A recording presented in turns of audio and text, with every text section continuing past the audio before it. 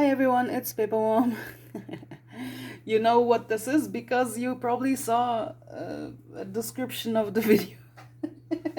Yeah, it's another journal with me because Halloween is in 2 days, right? I think today is the 29th. Yeah, so there are not many possibilities anymore to do one of those. So should probably get my keyboard out of the way. Damn it, I should have done some preparing, but we know me, right? I never prepare for anything. I haven't changed in the past 5 years. So yeah, so today's journaling prompt is, I think, a fictional... Oh no, it's creepy masks actually. Tomorrow is a fictional Halloween party invitation. Creepy masks. I'm totally not prepared for that. What can we do?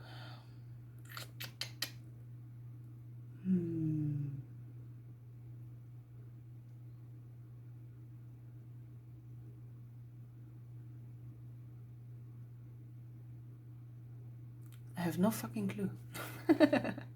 I guess, you know what? I guess I have to, I know what I'm maybe gonna do. I want a Japanese,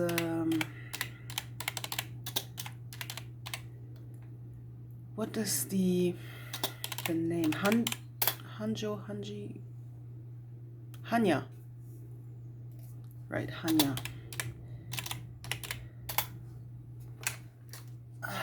Let me see. Oh, there's something cool.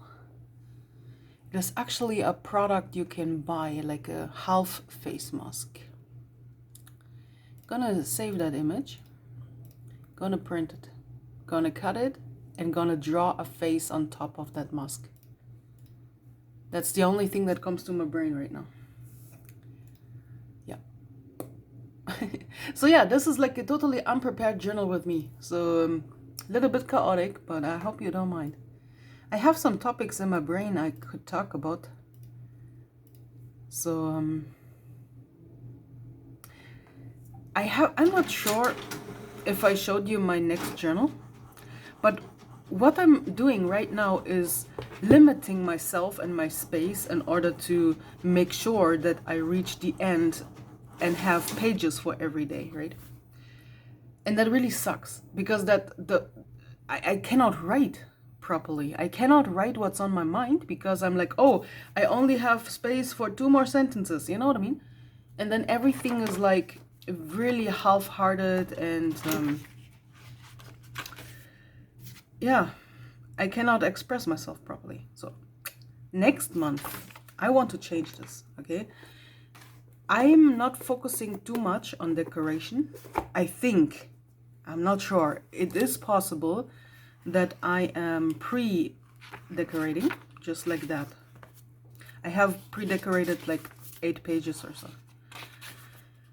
And the theme of this journal is like kind of like melancholic, goth, romantic, November rain, poetry, vampires, that type of shit, yeah? So, as you can see already from the overall style. So, those are some printouts that I still had that kind of fit into the theme. So I leave them here. So yeah. And I just want to write. I just want to write what's on my mind. And maybe not all of the pages will have decorations. Or maybe just minimal decorations and the rest is writing. You know, I really want to do this again because lately I haven't been expressing myself at all in my journals. And what's even the point of journaling if you're not... I mean, yeah, for me, is keeping memories is a point of keeping a journal. But if I have not even the space to, or if I don't give myself the space to write how I really feel right now, then everything is very shallow. You know, like I look back and I'm like, oh yeah, on that day I met this dude online, you know. But that's it.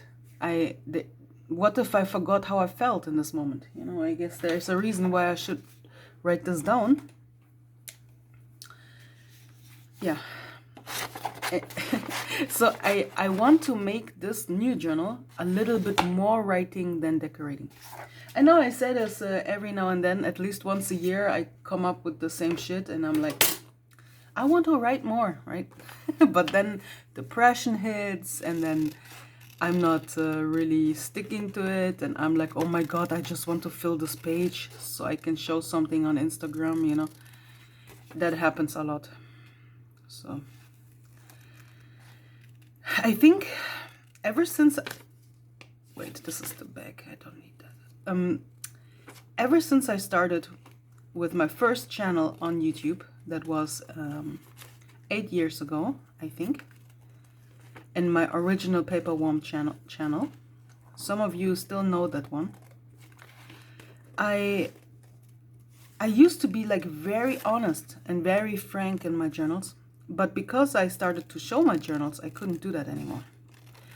I know I write in German and not many of my followers can read it, but I do have also German friends and followers that can read everything I write. It's not like I don't trust them, but sometimes I know that they catch glimpses of what I'm writing and commenting on it, you know? One of the girls I'm friends with, she sometimes comments things like, oh, the decoration is not matching what you're writing.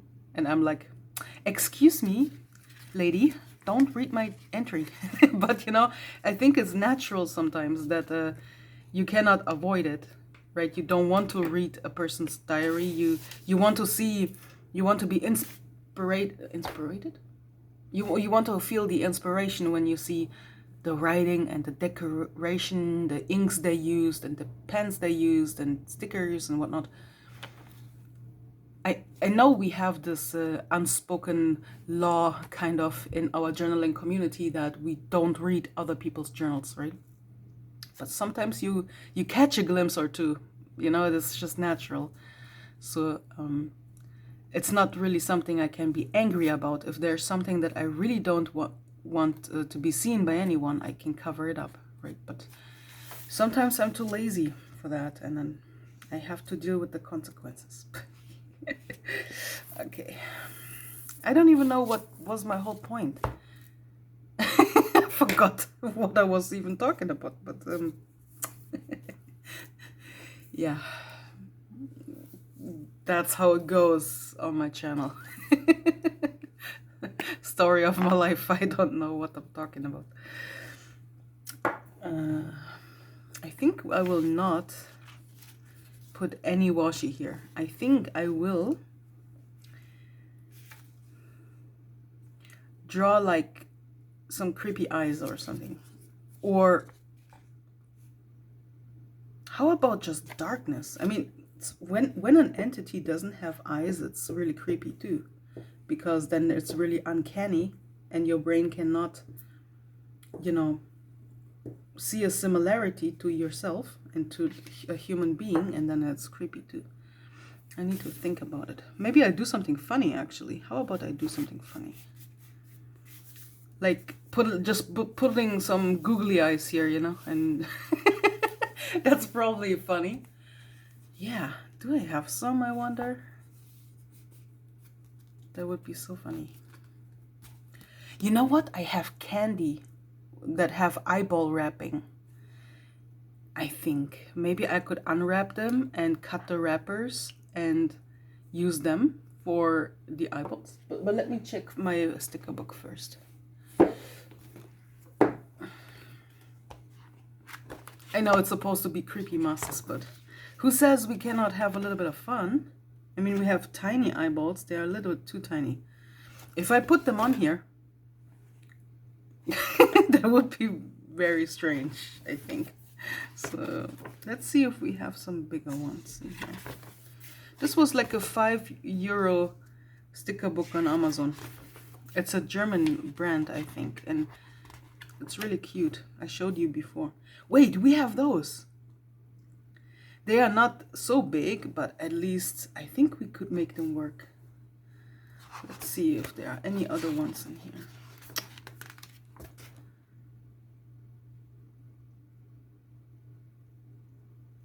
This one is green and has, is this the same size?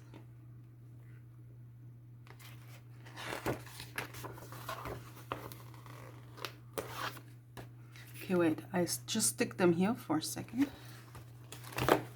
And then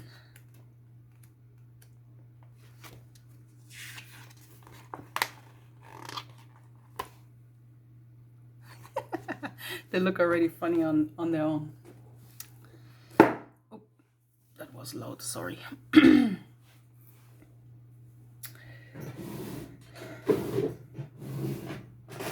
How do I darken the background without messing up the previous page? That is a good question.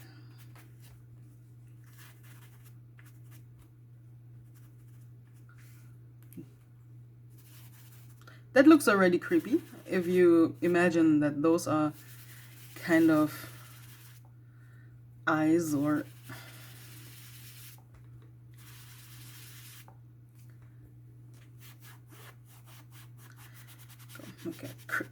like a creepy unibrow.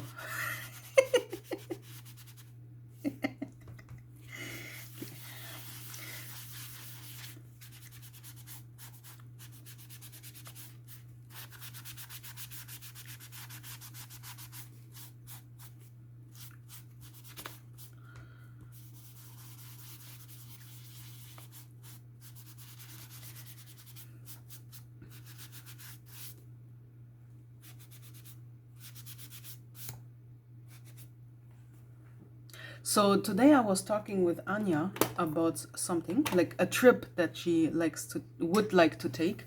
And she said in the beginning this phrase, I'm not sure if I want to tell you about it because I don't want to jinx it. So I was wondering, why is talking about plans with positivity in mind jinxing anything? I wonder. I have this friend, Schnipp, my childhood friend. She is extremely secretive and she doesn't tell anyone about her plans. Every time she tells me something, it doesn't matter really what it is about her life, she tells me not to tell anyone. And she thinks that people are not happy for her, that they are jealous or just have ill intentions, negative energy, and that they will spoil her plans for her because she talked about it. And then when something really goes wrong, she's like, oh, well, that's because I talked about it. And I'm like, I'm not really sure what I think about that. Do you believe that you jinx yourself when you talk about something that you want to do and, well, it doesn't go the way you plan? I mean, the only negative side that I see is that, well, people feel sorry for you if it doesn't happen, and then they are like, oh, you know, sorry for you and whatnot. But I don't know. And if you think that talking about something positive is jinxing yourself into it maybe not happening, please explain to me why you think this way. Or if you have, I mean, every one of us has experiences of talking about things that didn't happen in the end. So I'm not sure if I should ask for personal experiences. Uh-oh, my coffee is cold.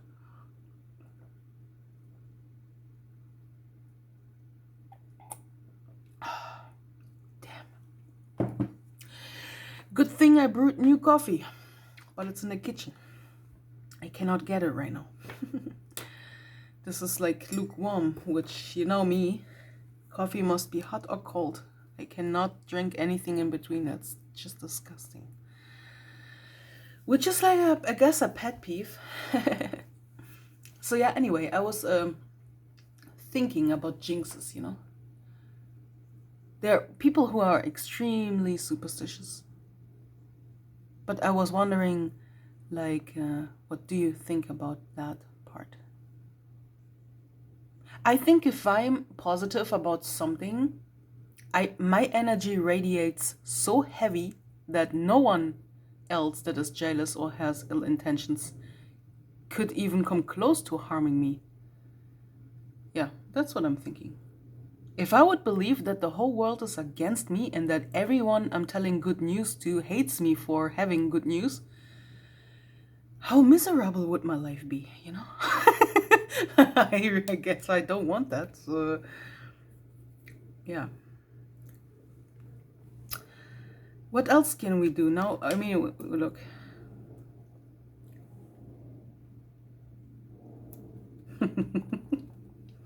Yeah, that's really beautiful. Derpy. Yeah, that's beautiful. But no, he has no forehead and nothing.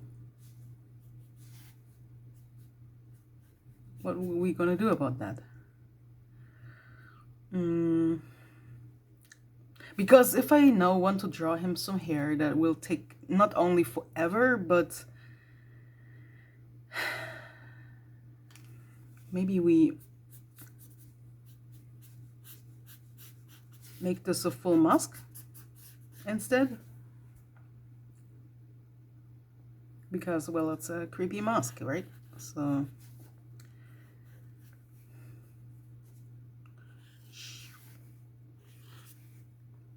that's supposed to be string, okay.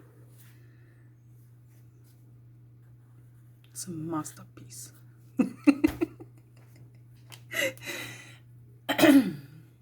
So I was earlier on Pinterest, which is my favorite site to get really nice images for my journals and stuff. Every image almost you see is from Pinterest. And I saw those really funny memes of Interview with a Vampire. Like this one, you know.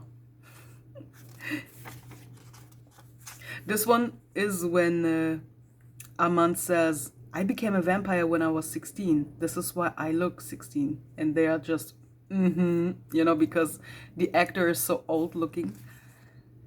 It's kind of funny, I think. Although, I think he was 17 in the book when he was bitten, right? Not 16. I think the quote is wrong, but still very funny. So, yeah, I really want to read the second book in the series, the Vampire Chronicles by Anne Rice, which The Interview with a Vampire is the first book of. And I have read the first book multiple times because I really love it. And the second book is about the backstory of Lestat and his life, how he grew up, how he became a vampire, blah, blah, blah, blah. And, but what really turned me off was the part when he bit his dying mother and turned her into a vampire in order to save her, but then she also became his lover. And then this weird incest part, I don't know, I was just really turned off by that. Although I know it's a fictional story and vampires from like, I don't even know when it was. I forgot the timeline, but you know, things were maybe different back then, but you know exactly what I mean. If you think about your own mom, you are not like, you know what I mean. So I was just like so cringed out by that I tossed the book aside and never touched it ever again. So this November I want to pick it back up and finally finish it, because I want to read the third book, which was the book that is the movie based. Wait, the movie Queen of the Damned is based on the third book of that series. Right, so this is why. I really want to read the third book, but I think I need to finish the second one first. Maybe. If you have read both and you say to me, well, you don't have to finish the Lestat story if you want to read the third book, then tell me so. Because in this moment, I believe I have to. Okay. I think we are done here. This is beautiful. So now there's just a question. How do I, what do I do with the rest of the pages? Oh, sorry.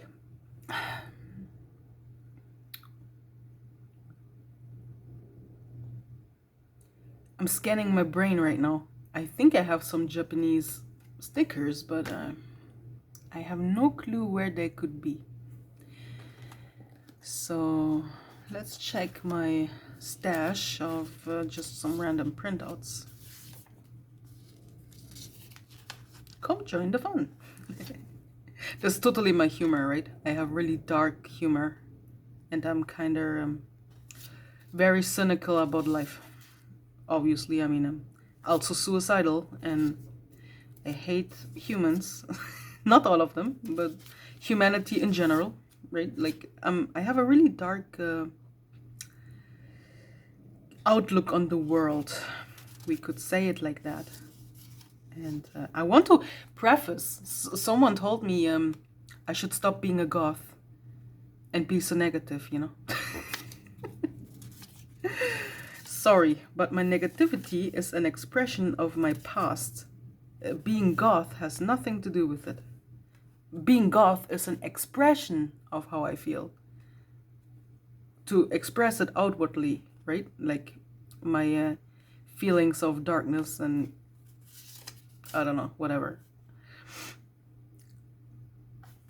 That's really important for some people to understand. And I actually like the way I am. I don't want to be anyone else. I don't want to be one of those wishy-washy positivity people being like, you know, we need to raise our vibration to God knows where. And I'm doing pretty fine. I mean, yeah, I'm a sad blob, but I also like to be a sad blob. How can I say that? It's just me. I am who I am, and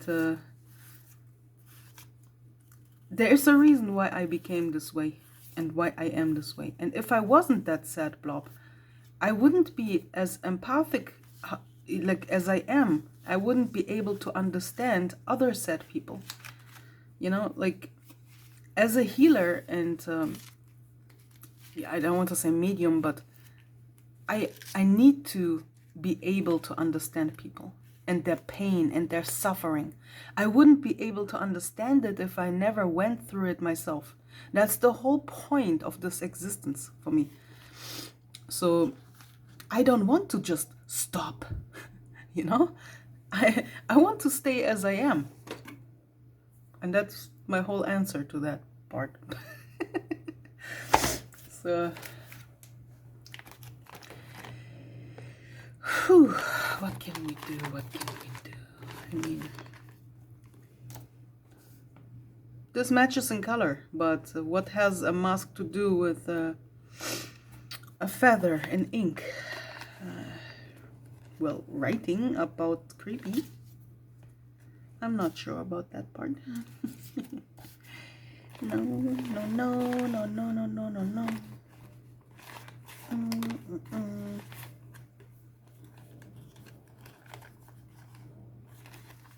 I don't know. Oh, wait. I have a creepy Medusa here somewhere. Maybe. But then again, it's not a mask. This looks like a mask. That doesn't fit. I cannot just put it on top of there.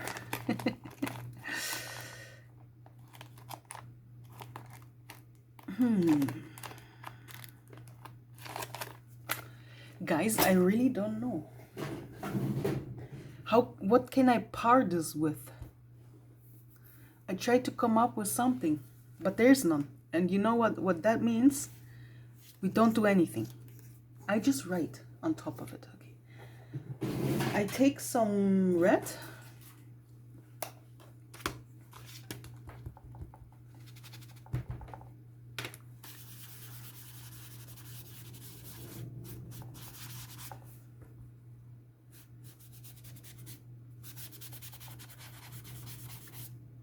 Maybe I'll just write here around it and then on this page as well.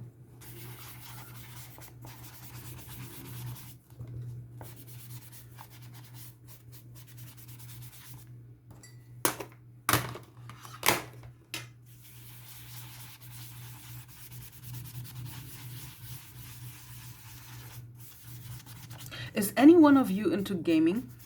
Because you know I'm a gamer, right? I was wondering, if so, do you have any recommendations for horror games that are not overly expensive? That's important. I don't have too much money to spend. Yeah. If you know any good horror game on Steam that is not too expensive but gives you a really good experience, then it would be cool if you would tell me. Maybe I can check it out. Yeah, I really want to buy the Sunhaven game when it comes, like when the update comes out in like a few days. Because right now I'm playing on someone else's Steam account game, just to check the game out, right? And yeah, I don't know what else to invest in terms of games. So, okay, let's move on. So I have found this thing online. This is like apparently like a party invitation. Ugh, English is hard sometimes.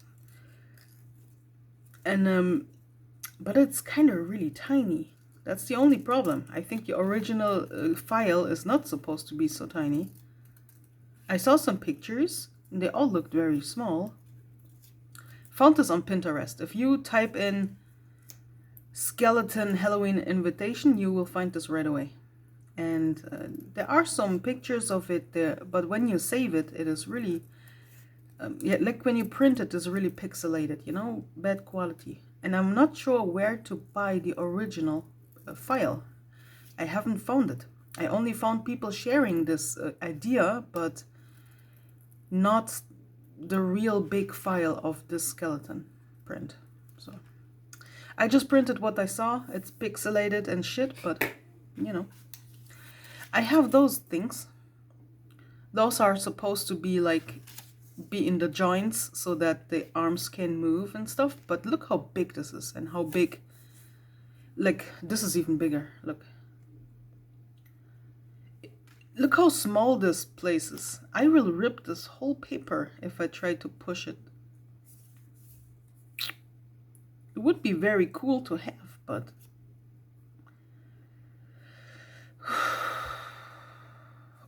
like this is even smaller.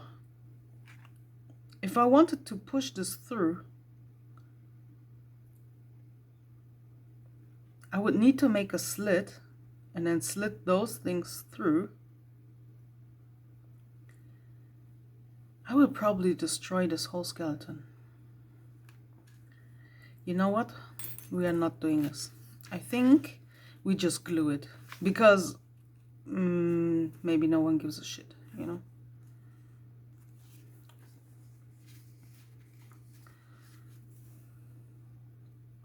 I think we just glue it.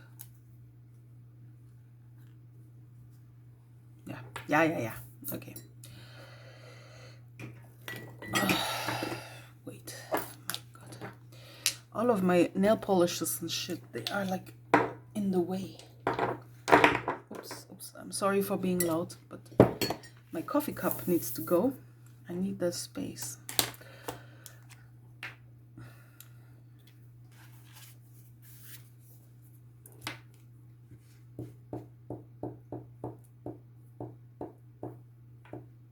Am I even in frame, for fuck's sake? I haven't checked once.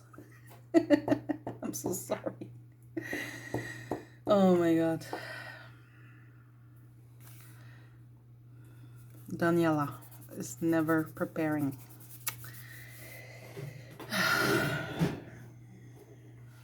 What can we do? I'm a very chaotic person. I'm kind of also very organized in some ways, but not in all ways. There are many ways where I'm not.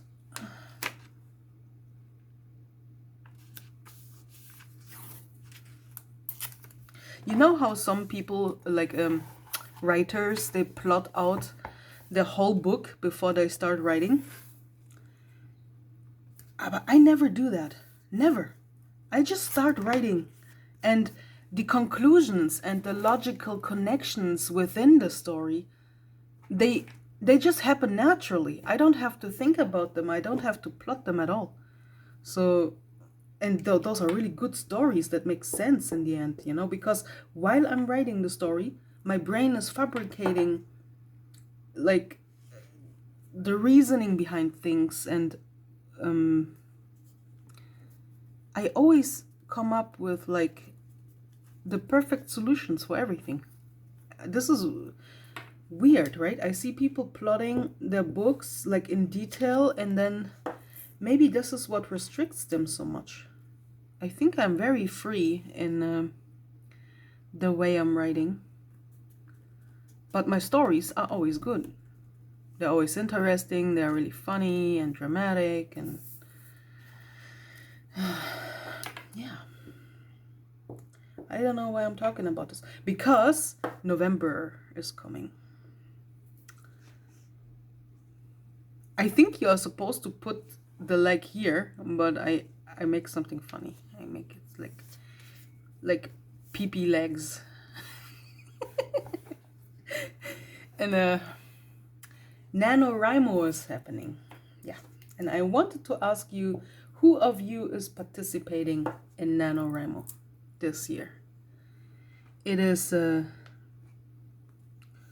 National Novel Writing Month, which means there is a bunch of people whose goal is to fabricate a story of 50,000 words, right? Was it right? 50K? Not sure anymore, but I think so. My stories usually have 100 to 200K words. This is why 50K is not so impressive to me. It's almost kind of lame in my standards, but that's because I write all day. I have 10 hours in a day to write, and normal people who have a job, who have kids and whatnot, they don't have this much time. So 50K is a lot for them, and I respect that, I'm not looking down on this. I'm just saying that this is a goal that I can finish in 10 days. I don't need 30 days for that. What was my point now? I forgot. Fuck. Why am I always forgetting everything? Important reason why I'm journaling, because I forget everything. Yeah, I don't know. I guess I was just talking about wanting to know if any one of you is participating, and if so, do you have planned out your whole plot yet, and do you think you can make it? And are you using those internet sites that count your words and stuff? I don't. I just use a normal text file, and there's a word count in that program. I use OpenOffice, which is like a free writing software, and yeah. I wonder actually how many pages I would have written in at the end of the year. Let me show you here. Those are my story writing achievements from 2019, 20, and 21. I have written so many pages, 5,300 pages in 173 stories. Holy shit. I didn't do anything else.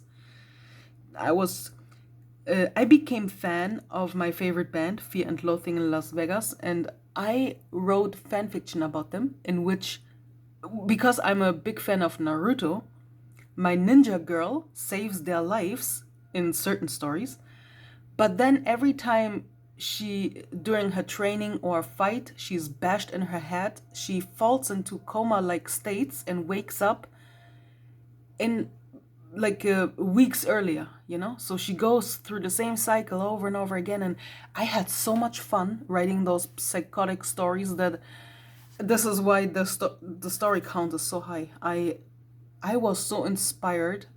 I think I wrote 40 pages a day or something like that, like really crazy. And I use small font. I don't use big fonts on my program, like crazy. I think I will never be able to reach that again. Yeah, and I haven't even written that much this year. I have written some longer stories that are like 200, 300 pages, but not so many.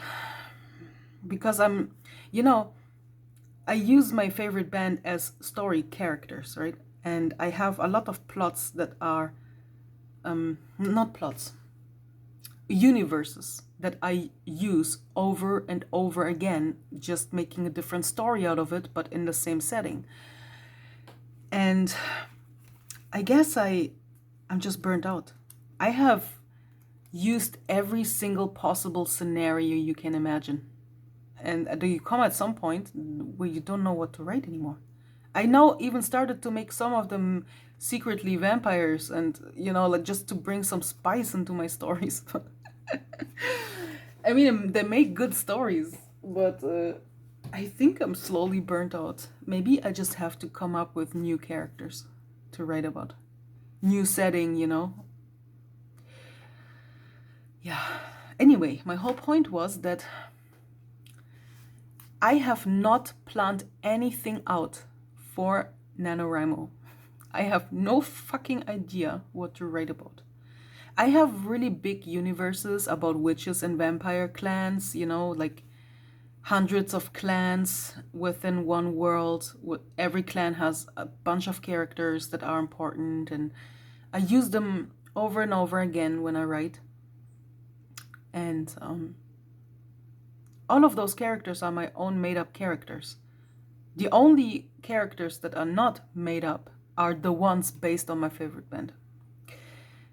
I'm writing about them because I'm crushing on Minami, and Minami is the main character then in my stories, right? So this is why I have so much fun writing about it, because my heart is tied to that character, right? So basically, I'm a fanfiction writer, to clarify that. And but only partly, like the rest of it is my own creation. So only the characters are not. So anyway, I have no fucking idea what to write about.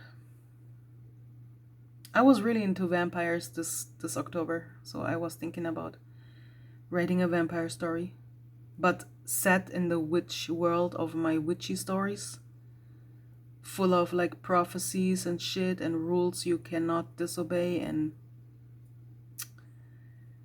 But I don't know.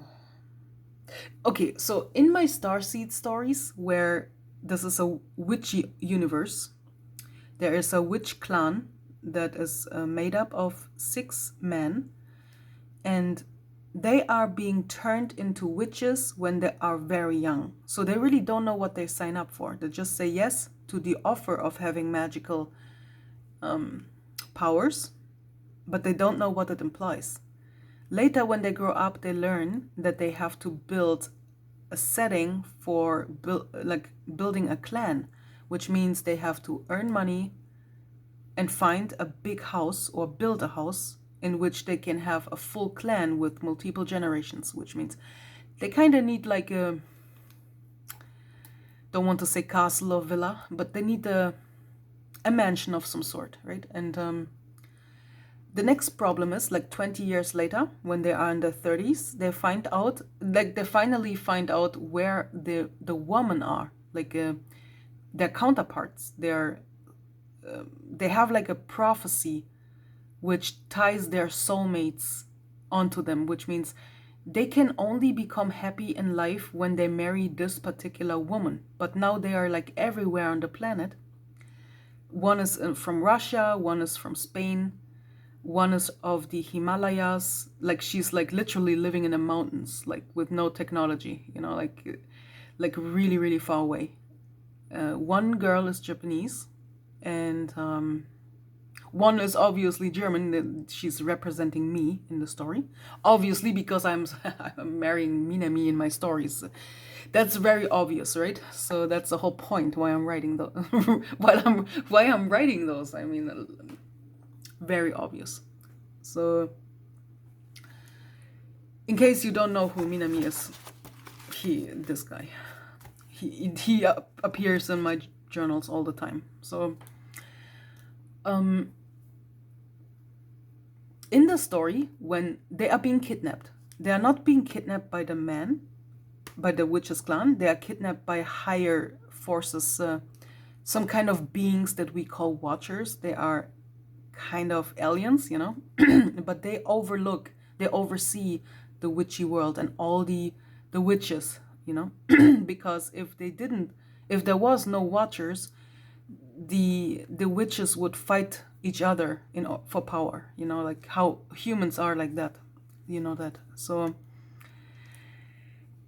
and I don't know where my brain is right now. Hello brain, where are you? So the women are being kidnapped into that scenario. They're waking up in some kind of mansion and being told, yo, that's your prophecy that you have to fulfill. Every one of you has to marry one of us. And by time, we will find out which partner is your partner. Like, which man is your partner. Obviously, the 6 women are completely traumatized. They don't know how to react. Obviously, they are victims. Sorry if you hear weird noises. My brother is always making funny noises in front of my door.